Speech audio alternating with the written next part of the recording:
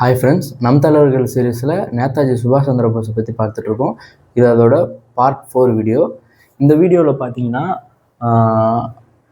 காங்கிரஸ் கட்சியில் நேதாஜி என்னென்னலாம் பண்ணார் அப்படின்றத பற்றி பார்ப்போம். 1927 காங்கிரஸ் கட்சியோட பொதுச் செயலாளராக வந்து தேர்ந்தெடுக்கப்படுகிறார் சுபாஷ் சந்திர போஸ். அப்புறம் பார்த்திங்கன்னா இவர் வந்து நேருவோடு இணைந்து, ஜவஹர்லால் நேருவோடு இணைந்து இந்தியாவோட சுதந்திரத்துக்காக பணியாற்றினார். அதுக்கு அடுத்த வருஷம் 1928 பார்த்தீங்கன்னா டிசம்பர் லாஸ்ட்டில் பார்த்தீங்கன்னா இந்திய தேசிய காங்கிரஸோட வருடாந்திர மாநாடு, அதாவது வருஷம் வந்து ஒரு மாநாடு நடத்துவாங்க இந்திய தேசிய காங்கிரஸ்.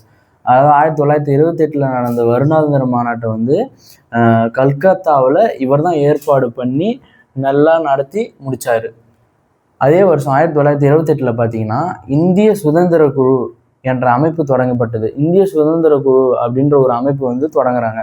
அதுக்கு தலைவராக சீனிவாச ஐயங்கார் தலைவராகவும், ஜவஹர்லால் நேருவும் சுபாஷ் சந்திர போஸும் செயலாளராக நியமிக்கிறாங்க.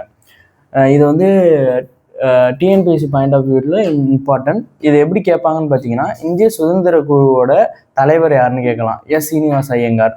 செயலாளர் யாருன்னு பார்த்தீங்கன்னா நேருவும் போஸும். அடுத்து பார்த்தீங்கன்னா இவர் வந்து சட்ட மறுப்பு இயக்கத்தில் கலந்து கொண்டதற்காக ஆங்கிலேயர்கள் வந்து இவர் வந்து கைது செய்து சிறையிலையும் அடைக்கிறாங்க.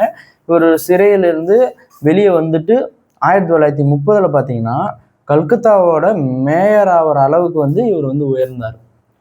இதுமாதிரி காம்படிட்டிவ் எக்ஸாம்ஸ் ரிலேட்டட் வீடியோஸ்க்கு காம்படிட்டிவ் எக்ஸாம்ஸ் தமிழை சப்ஸ்கிரைப் பண்ணிக்கோங்க. தேங்க்ஸ் ஃபார் வாட்சிங்.